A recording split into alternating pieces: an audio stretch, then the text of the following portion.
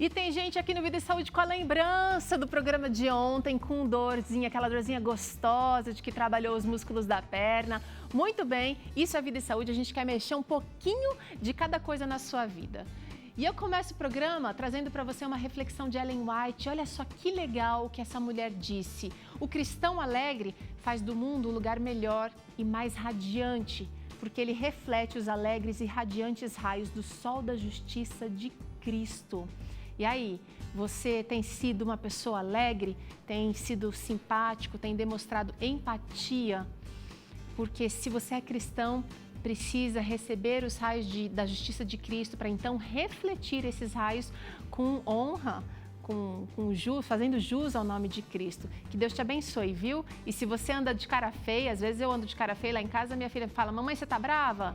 Não, aí eu penso, é hora de espairecer e resplandecer, mostrar que a gente realmente confia em Jesus, que é o nosso amigo de todas as horas. E chegou a hora da gente saber a opinião dos nossos amigos que nos acompanham pela internet. Nossa equipe perguntou lá nas redes sociais se as pessoas têm o hábito de fazer o famoso check-up. Vamos conferir. O famoso check-up pode realmente salvar vidas, por isso nós estamos abordando esse tema tão importante no programa de hoje. Mas eu fui até as nossas redes sociais e perguntei para os amigos do Vida e Saúde o seguinte: você faz check-up com que frequência? Vamos lá às nossas participações. A Tamílis Oliveira diz assim: sempre faço check-up, 2 vezes por ano. Exames básicos de sangue, urina, ultrassom do abdômen, exames ginecológicos e exame de mama para controle de nódulos. É isso aí, Tamílis, se cuidar é fundamental. A Gleudes Guerra também sempre faz exames por conta do tireoidismo dela. A Aline Charantola é do mesmo time que ama se cuidar. Ela diz o seguinte: eu faço 1 vez por ano exame ginecológico de sangue e a cada 6 meses de mama. E só. Bom, Aline, já é um bom começo e tá valendo. Agora, ao contrário das opiniões anteriores, o Rafael Campos escreveu o seguinte: nunca fiz um check-up. Aliás, faz muito tempo que não faço nenhum tipo de exame. Devo me preocupar? Ele pergunta. Olha, Rafael, eu não sou especialista não, mas uma coisa eu sei, tem que cuidar mais da saúde, viu? Vai aqui um puxão de orelha do Vida e Saúde. A Ana Carolina também comentou nas nossas redes sociais e disse que ela faz o Papa Nicolau. O restante é quando sinto algo que vou no médico para pedir exame, explicou ela. Realmente, Ana, essa é a realidade de muitos de nós, né? Infelizmente. A Anne Seixas também admitiu, nunca fiz. Sempre fica para depois. Isso é mais comum do que a gente imagina, né, Anne? Bom, ao contrário de alguns, a Bruna faz todo ano e é defensora desses exames. Ela diz o seguinte: são úteis e necessários. É uma maneira de detectar algum tipo de doença e ter mais chances de cura. A Melissa Barcelos também concorda com essa opinião. Além de fazer sempre os exames essenciais, ela diz assim: creio que é fundamental termos esse acompanhamento. É o mínimo que podemos fazer. Concordamos, viu, Melissa? E assinamos embaixo. Bom, e a gente também quer saber a sua opinião, então interaja com a gente através do nosso número do WhatsApp, envia sua pergunta, seu recadinho. O nosso número é o seguinte: 12 982 660004. E aproveita, não esquece de dizer o seu nome, de onde você fala, tá bom? E a gente nem sempre consegue trazer todos os comentários aqui para o programa, mas estamos lendo todos com carinho. Toda a equipe está vibrando, está torcendo por você e orando também pelos problemas que você tem trazido aqui, pedidos de oração também, viu? Obrigada. Doutora Fernanda, médica da família, da comunidade, eu quero saber o que um médico da comunidade, da família faz. É uma especialidade, não é mesmo? Sim, isso mesmo, Teru. Boa tarde. Gostaria de agradecer, né, o convite de vocês e dizer que estou bem feliz de estar aqui com você, falando um pouquinho sobre isso. Obrigada. O médico de família e comunidade é uma especialidade não deixa, é uma especialidade que a gente tem um cuidado mais amplo. Muitas vezes a gente vai e procura um especialista, né, de cara, procurando atender algum sintoma que nós temos, mas o médico de família, ele vê de forma integral, não só o ser humano, né, o paciente, a pessoa, mas também o meio que ela vive. Então, a gente acaba tendo contato com a família, com a comunidade. Então, é uma área bem ampla e que, às vezes, as pessoas, principalmente no Brasil, não têm tanto não sabem exatamente o que é. E por isso eu achei bem bacana que vocês trouxeram, né, para realmente explicar, né, para a população o que é o médico de família e comunidade. E, doutora, é interessante porque nessa época de pandemia pelo Covid-19, a gente tem percebido que vários cuidados de prevenção primária, na sua área, principalmente, a gente pode fazer, são cuidados que a gente já devia ter, mas que estão sendo reforçados nesse momento e eu acho que não tem mais volta, eu espero que não tenha mais volta. O cuidado com lavar as mãos, por exemplo, é um desses cuidados, né? Com certeza, né? São cuidados básicos que, se nós tivermos no dia a dia, a gente consegue evitar que a doença chegue, né? Muitas vezes a gente pensa na medicina ou nos tratamentos médicos quando a doença já se instala. Porém, a gente pode atuar antes, a gente pode fazer as prevenções. E, no caso, né, da pandemia, ter uma boa higiene, lavar as mãos, o simples fato de você não tossir em cima da sua mão, usar o cotovelo, todas essas coisas podem fazer muita diferença na transmissão, né, de um vírus e agora, né, do coronavírus, que é o que mais tem assolado a gente nesse período. Com certeza. Bom, você falou uma coisa interessante que é o cuidado com o rastreamento na saúde. A gente vai agora aqui fazer uma dinâmica bem legal, vou passar para cá, porque antes da doença se instalar ou antes de um tratamento acontecer, a gente poderia, na verdade, promover a saúde, como a OMS preconiza, né, num nível geral. Queria que você falasse um pouquinho para a gente o que seria essa promoção da saúde que esse médico da família e toda a sua equipe multidisciplinar tende a promover através desse serviço prestado à comunidade. E lembrando que é um serviço gratuito, todo cidadão tem direito, viu, gente?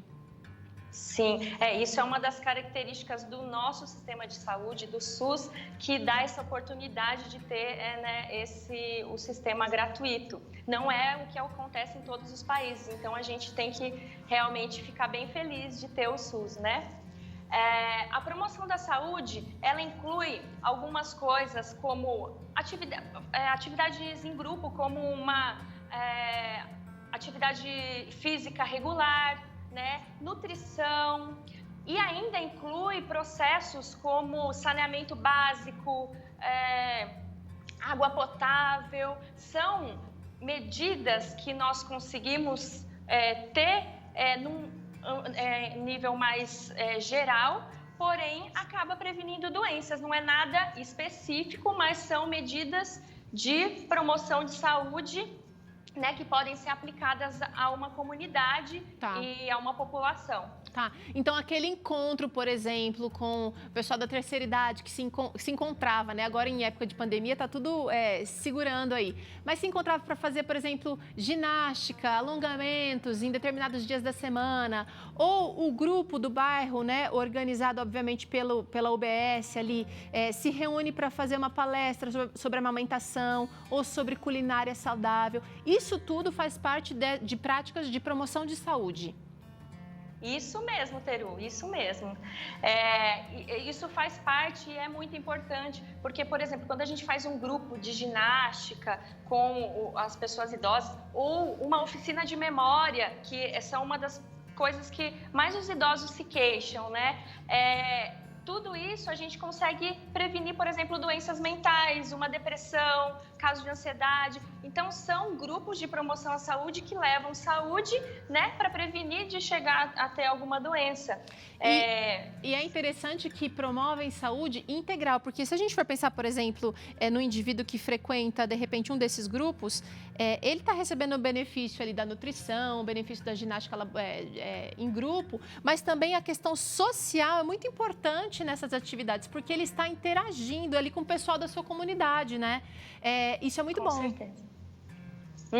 Com certeza, isso mesmo, é o bem-estar geral, igual como você leu mesmo inicialmente, que não é só a ausência de doenças da saúde, é o bem-estar, né? É o bem-estar físico, mental e social. Então, isso é bem importante e é o que a gente tenta abranger dentro da medicina de família e comunidade. Uma coisa que eu poderia acrescentar, que eu até não falei, é que o médico de família, nós atuamos em todos os ciclos de vida. Então, nós vemos desde crianças, aliás, até antes, já vemos pré-natal, crianças, fazemos saúde da mulher, saúde do homem, saúde do idoso. Então, essa é uma coisa bem bacana que a gente consegue realmente fazer um acompanhamento da saúde de toda a família. Então, Legal. Isso é muito bacana. Legal.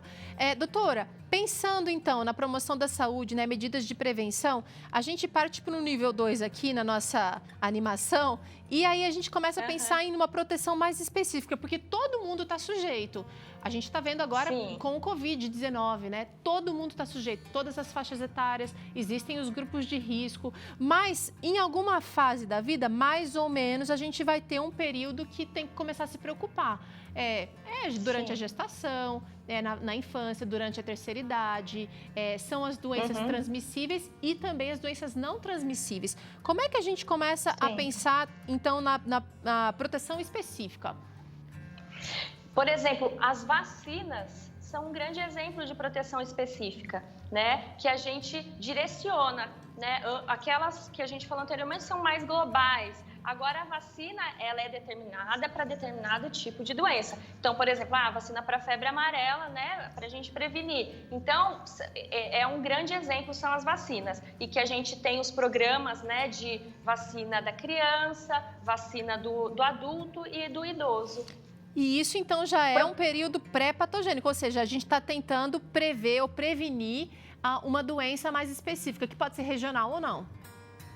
Isso. E aí que entram os rastreamentos, né? Porque a gente consegue consegue encontrar a doença, né? Na verdade, não, eu me equivoquei. Os rastreamentos acabam sendo na próxima etapa. No segundo, a gente consegue fazer coisas, por exemplo, como a ginástica laboral para prevenir lesões, doenças, lesões, alongamentos, que são pré-patogênicos antes de se desenvolverem a doença. Entendi. Tá, então aí a gente parte para o nível 3.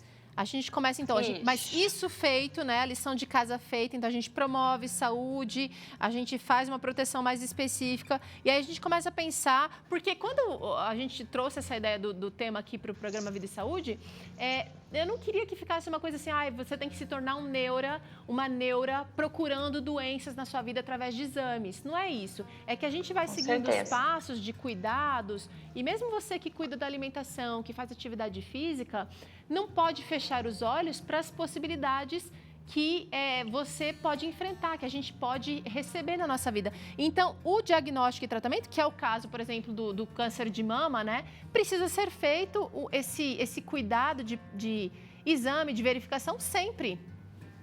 Sim, com certeza.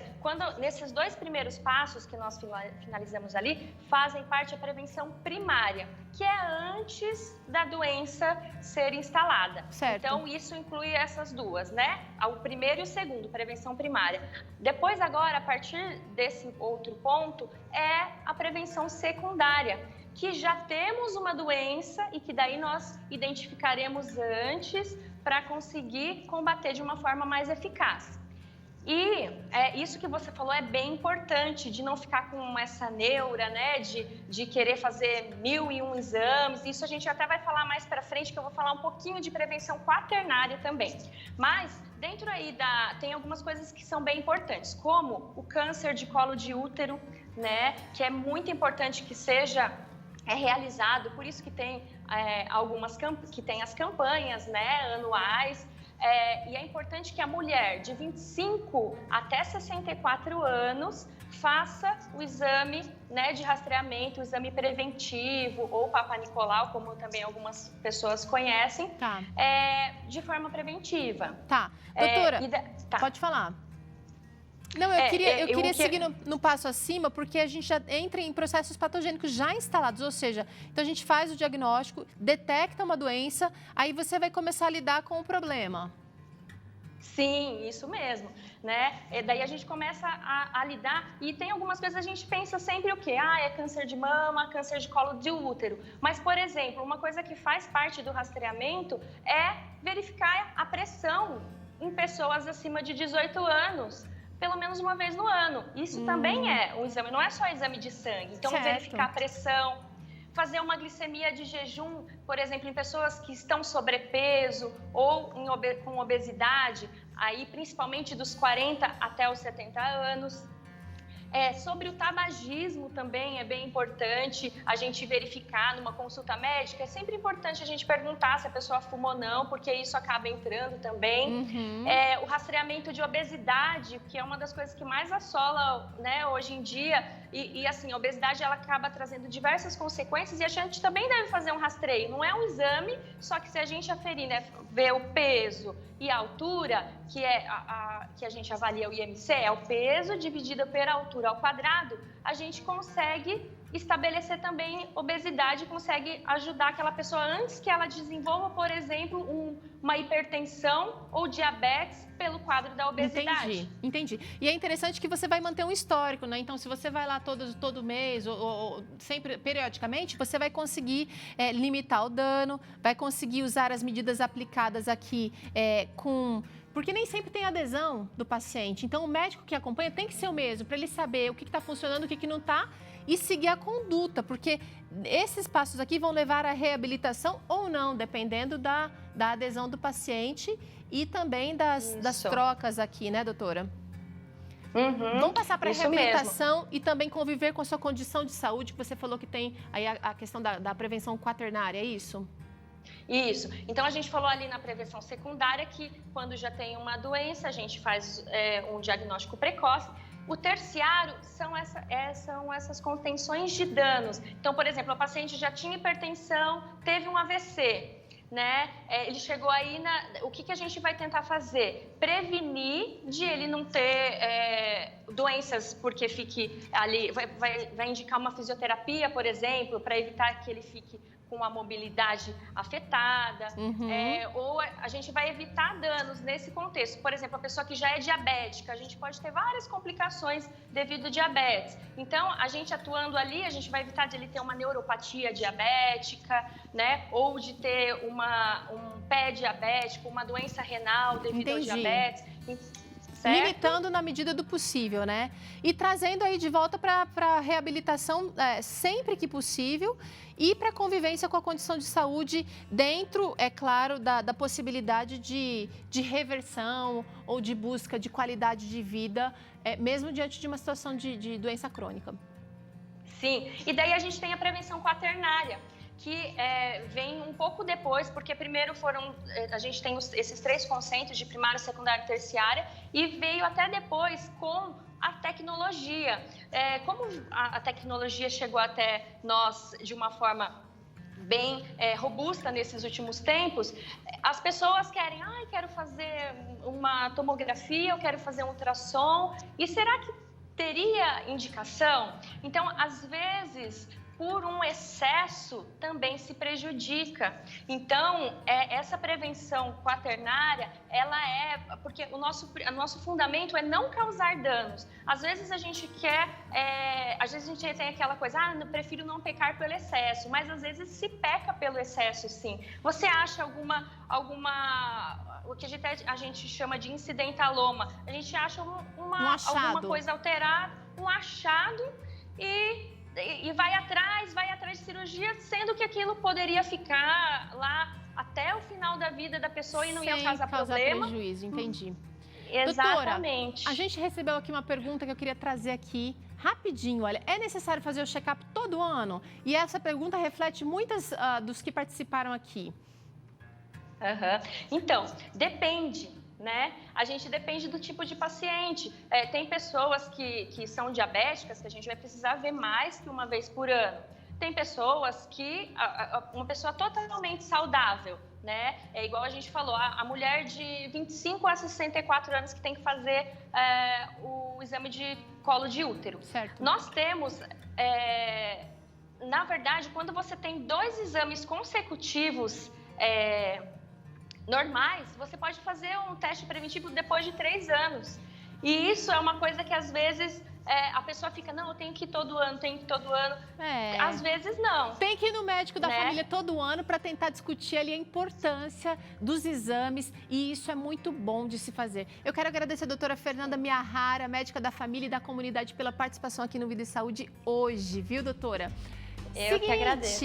Obrigada. No próximo bloco, a gente tem claramente aqui com um assunto interessante sobre os pais que precisam cuidar dos filhos, mesmo além do cuidado fisiológico. E ainda tem receita saudável aqui no Vida e Saúde, esse cogumelo recheado daqui a pouquinho. Já já a gente volta.